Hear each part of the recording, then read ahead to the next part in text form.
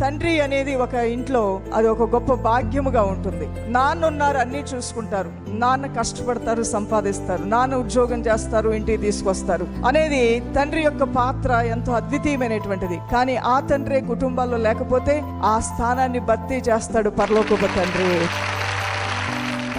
ఆయన అంటున్నాడు, తండ్రి లేని వారికి, నలిగిన వారికి, విరిగి నలిగిపోయి అనేకమైన సమస్యలతో హృదయంలో వేదనతో ఉన్నటువంటి వారికి న్యాయం తీర్చేవాడు మన దేవుడు. నాన్న లేరేమో కొందరికి, నాన్న నువ్వు పుట్టగానే, నువ్వు ఇంకా కళ్ళు తెరవక ముందే, నువ్వు ఇంకా అవగాహనలోకి రాకముందే నాన్న చనిపోయారేమో. కొంతమందికి అమ్మ చనిపోయిందేమో, లేదంటే నీ తండ్రి ఉన్నప్పటికీ విడిచి వెళ్ళిపోయిన సందర్భాలు, కుటుంబంలో కొన్ని ఇబ్బందులు కలహాల వల్ల అమ్మ నాన్నలు చిన్నప్పుడే విడిపోయారేమో. నువ్వు ఎవరో ఒకరి పేరెంట్ సంరక్షణలో నువ్వు పెరుగుతూ ఉన్నావేమో.